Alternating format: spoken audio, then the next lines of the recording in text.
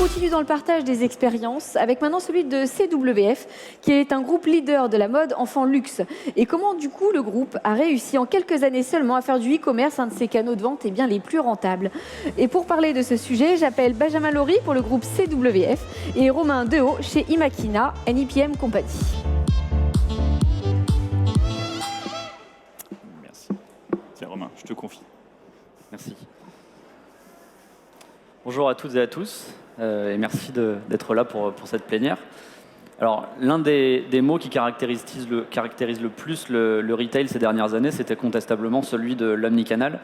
Et la NRF de cette année le confirme encore. Les marques n'ont jamais eu autant de possibilités d'exposer leur catalogue et de vendre, qu'il s'agisse d'un site e-commerce, d'une marketplace, de e-retail, de social commerce, voire même maintenant de live commerce. Et on observe en même temps que les marques sont très à l'aise pour aller explorer de nouveaux territoires. On voit que d'un côté, les marques qui viennent du digital, comme les Pure Players ou les DNVB, n'hésitent plus à aller ouvrir un flagship store dans le Marais ou au Bon Marché. Et à l'inverse, les marques qui viennent et les retailers qui viennent du brick and mortar sont très à l'aise aujourd'hui pour se lancer dans le digital, le maîtriser et l'utiliser pour créer une relation beaucoup plus directe avec le client, ce qu'on appelle le direct to consumer. Et à la fin, tout ce petit monde se retrouve le plus souvent sur des marketplaces que les marques les choisissent ou parfois qu'elles ne les pas choisi du tout. Pour parler de tout ça, on voulait notamment aborder un nouveau paradigme qui est celui de l'omnichannel by design. Et finalement, la question n'est plus de savoir si l'on veut lancer de nouveaux canaux de vente, mais plutôt comment les choisir et comment s'assurer de la rentabilité et de la performance de ces canaux. Pour parler de ça, je suis très content que Benjamin t'ait accepté notre invitation. Benjamin, tu es le directeur du digital chez CWF et tu vas pouvoir témoigner à mes côtés de la manière dont chez CWF, vous avez un état d'esprit qui est très orienté vers le PNL et très héroïste, justement pour réussir ce mix omnicanal. Merci Romain de m'avoir invité à double titre, déjà parce que je vais pouvoir partager un peu mon expérience avec vous tous, et surtout parler de mon groupe. Je ne suis pas sûr que vous connaissiez CWF, et je pense que c'est une bonne occasion de présenter notre groupe.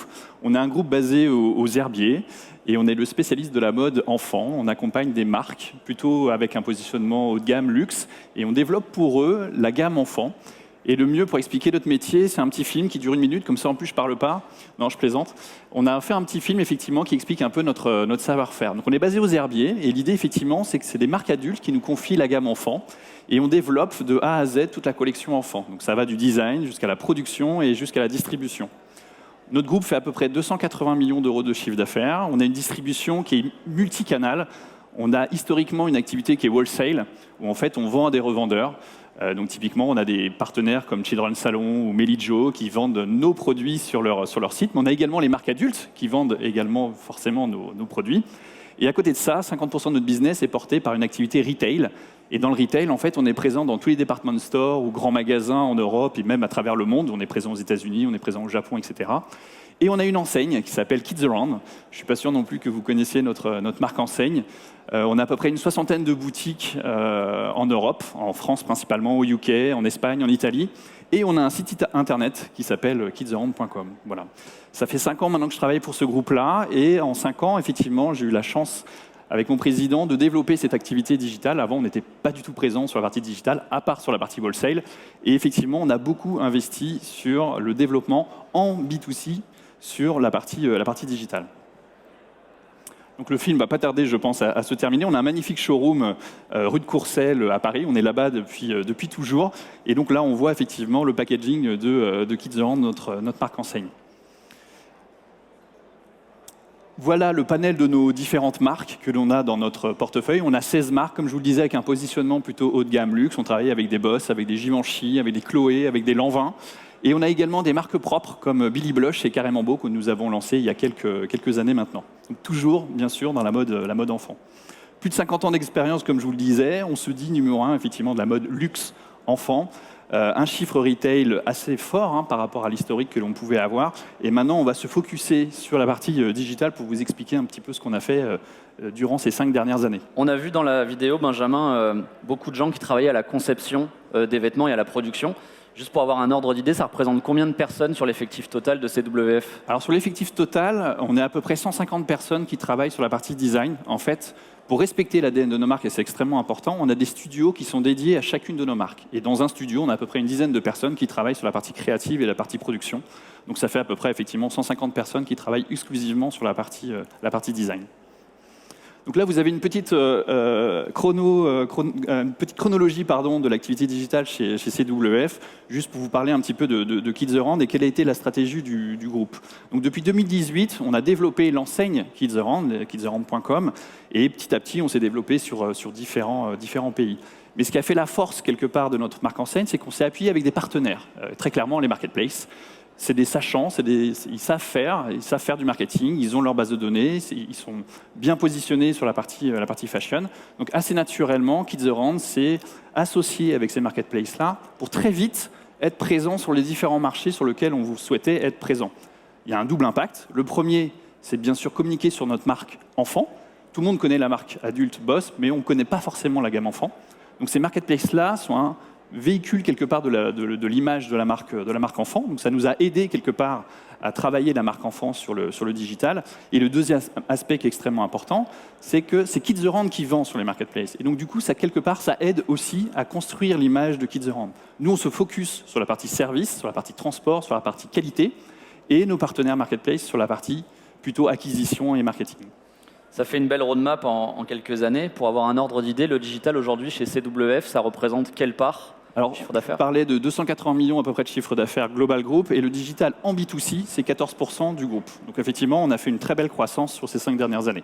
Et je ne vous le cache pas, effectivement, le Covid nous a beaucoup aidés, dans le sens développement du digital, bien entendu. On était prêts pour cette phase-là un peu problématique, et donc du coup, à travers nos canaux digitaux, on a pu accroître très, très rapidement. Alors, comme je vous le disais, ce qui était important, et c'est ça que je voulais partager avec vous, c'est la culture du PNL qui est très présente chez nous, chez CWF. Toute activité est portée par le PNL. Alors, c'est peut-être un peu barbant comme ça de dire « Oh là là, mon Dieu, on va parler de PNL », mais c'est un driver très important chez nous. Chaque projet chez nous est porté par un PNL. On a une force contrôle-de-gestion qui est extrêmement forte et présente chez CWF. Et chaque activité doit être pitchée à travers un PNL pour présenter le projet, le faire valider par nos actionnaires. Et derrière, en termes de suivi, on suit effectivement ces PNL-là pour s'assurer qu'on est en phase avec le projet qu'on s'était fixé. Et pour ça, on utilise des outils de reporting. On est en train de mettre en place également un data lake qui nous permet effectivement d'alimenter en data toutes les compétences et expériences que l'on peut avoir. Et ça nous permet en plus d'avoir une base solide qui permet de comparer. Et c'est comme ça qu'on challenge notre business à travers ces PNL. Et quand je parle d'une culture PNL qui est très forte, c'est qu'à tous les échelons de notre entreprise, les gens sont formés pour comprendre ce que c'est qu'un PNL. Comment je lis un PNL, comment je le construis, qu'est-ce que ça veut dire derrière, c'est quoi les lignes de coût. Et derrière, du coup, ça me permet d'être proactif sur comment j'améliore mon PNL. Et c'est extrêmement important parce que dans le digital, notamment, vous le savez sans doute, c'est très facile finalement de mesurer. Donc on peut tester, on peut mesurer, on peut challenger, et après derrière, ça permet d'aller chercher des moyens. Et c'est tout ce qu'on a fait pendant ces 5 dernières années, c'est de se dire, regardez, faites-moi confiance, on mise petit à petit, on teste des choses, et ça nous permet après derrière d'aller chercher des budgets de plus en plus conséquents. On a à l'écran justement un sac Kids The Rand qui est la marque retail que vous avez lancée. On sait que lancer une marque, ça demande des investissements pour la faire connaître et puis ensuite pour la faire fonctionner. Qu'est-ce qui a motivé ce choix de lancer une nouvelle marque et puis d'autres, puisque je sais que vous avez d'autres marques à côté en propre? En fait, l'idée, c'était de pouvoir maîtriser la distribution finale, effectivement. Donc, on est présent, comme je vous le disais, dans tous les grands magasins, mais de maîtriser la distribution finale avec le consommateur, c'est ce qu'il y a de plus évident, en tout cas pour nous, et c'est là où on touche effectivement le client. Et comme je vous le disais, on a construit en fait l'image de marque de Kids The Rand à travers, bien entendu, nos magasins, le site e-commerce, mais également à travers les marketplaces. Comme je vous le disais, là où on s'est, nous, positionné, c'est de se dire en quoi on est le meilleur. Et là où on est le meilleur, c'est sur l'offre, c'est sur le service, et c'est là où on est irréprochable quelque part, et on s'appuie, comme je vous le disais, sur les marketplaces pour aller chercher de plus en plus de croissance. Et ça permet également, avec les marketplaces, de tester des marchés. Sans doute qu'effectivement, avec nos marques internationales, on peut assez rapidement se développer sur des marchés, mais les marketplaces permettent de tester l'appétence de nos produits enfants sur des marchés. Et une fois qu'effectivement, on a pu tester ce marché-là, on a pu aller se positionner nous-mêmes en direct sur ces différents pays. C'est quoi les prochaines étapes pour CWF 2023 et après? Alors, on continue d'accroître notre portefeuille de partenaires de marketplace, parce que comme je vous le disais, c'est un axe extrêmement important, notamment aux États-Unis, où on sait qu'on a des gros enjeux qui nous attendent sur ce marché-là. Aujourd'hui, on est plutôt bien implanté en Europe, et maintenant l'idée, c'est d'aller chercher des parts de marché sur le marché américain. On a également la refonte de notre site Kids The Rand, où justement, vous, Imakina, vous nous accompagnez sur cette refonte-là. Et donc voilà, c'est ça à peu près les projets de 2023. Et je crois qu'effectivement, les enjeux sont de taille. Le marché est un peu plus complexe et tendu en ce début d'année. Et donc effectivement, il faut qu'on soit prêt, encore une fois, pour affronter les différentes vagues qui arrivent. Pour illustrer un projet qu'on a mené ensemble, et donc tu parlais de la refonte de ton site e-commerce, ce qui est un sujet qui nous intéresse évidemment assez finement. Comme beaucoup de retailers et d'entreprises, tu t'es posé la question de quelle solution e-commerce choisir. On peut parfois être un petit peu troublé parce qu'on a l'impression qu'il y a beaucoup de solutions qui font à peu près la même chose, qui ont des forces, qui ont des faiblesses, et c'est vrai qu'on peut être un petit peu troublé. Et donc la mission qu'on a menée ensemble, en partant de vos besoins, de vos attentes métiers et aussi de l'expérience client que vous vouliez faire vivre demain, on a mené une analyse en 2 temps. Le premier temps, c'était de faire une analyse fonctionnelle qui comparait ce que vous attendiez versus ce que les solutions e-commerce du marché ont à proposer. Et le deuxième temps, c'était de faire une analyse économique avec ce qu'on appelle un coût de possession, donc le total cost of ownership. Ce que vous avez à l'écran, et on ne le détaillera pas, ce serait beaucoup trop barbant pour tout le monde, mais on a pris 4 solutions, en l'occurrence, qui ne sont pas nommées ici, et on a pris la couverture fonctionnelle de chacune des solutions, et on les a passées au prisme des attentes de CWF. Ce qui est hyper important de comprendre, c'est qu'évidemment, il n'y a pas une solution qui est géniale et des autres solutions qui seraient forcément nulles. Chaque solution a des avantages et des inconvénients dans un contexte donné. Ce que ça nous a montré, et en l'occurrence, on voit les solutions B et C, c'est que notamment la partie qui est la plus foncée, on avait une meilleure couverture fonctionnelle native sur la solution B et la solution C, donc moins de développement spécifique simple, moins de développement spécifique complexe et aussi moins de modules à ajouter. C'est important pour une marque et pour un retailer parce que ça veut aussi dire que dans le temps, on a des coûts de maintenance qui peuvent être plus faibles, qui sont plus maîtrisés et on va aussi tendre à créer moins de dettes technologiques. Ça, c'est un premier aperçu qui est purement sur du fonctionnel. Le deuxième enjeu, et là encore, ça fait beaucoup de tableaux. Tout à l'heure, tu disais ce ne sera pas barbant, on ne va pas parler PNL, mais en fait, si, tu vois. Et en fait, sur cette slide-là, ce qu'on vous montre, c'est la partie donc, Total Cost of Ownership, où on voit année après année, ici on a pris l'exemple sur 4 années, de regarder combien coûtait la création d'un site e-commerce, en tout cas le replatforming d'un site e-commerce en année 1, donc ce qu'on appelle communément la phase de build, et ensuite quels sont les moyens à engager pour le maintenir et le faire évoluer sur les années suivantes. Ce qui est hyper intéressant avec ce type d'analyse, c'est que parfois on peut avoir l'impression que choisir une solution en année 1 va être la bonne idée parce que moins cher, parce qu'un time to market plus rapide, etc. Et en réalité, si on prend le temps de regarder sur les années à venir, au regard d'une roadmap et d'évolution qu'on veut apporter, eh ben, petit à petit, les coûts augmentent, il y a besoin d'ajouter des modules, et sur 5 ans, ça peut être finalement un mauvais calcul ou un moins bon calcul.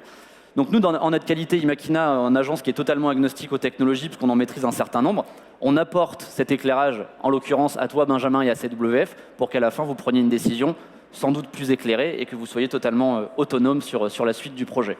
Voilà en quelques mots la manière dont finalement, chez CWF, cette approche très PNL et très héroïste peut être mise à contribution sur un projet de manière très pragmatique. Et enfin, juste pour conclure, effectivement, l'idée, mais vous le savez, je pense que vous l'entendez souvent lors de ce type de plénière-là, il ne faut pas hésiter dans le digital à tester, tester et encore tester. C'est ça qui est génial avec le digital, c'est qu'on peut tester, on peut apprendre. Le test and learn, ça vient de là. C'est qu'effectivement, on peut tester beaucoup de choses et c'est comme ça qu'on apprend. Donc voilà, c'était juste pour conclure. Je pense que c'est important d'avoir ça en tête pour nos activités digitales. Merci et Romain. Si 15 minutes, c'était trop court, il y a la masterclass qui aura lieu jeudi pour ceux qui veulent prolonger le plaisir. Merci.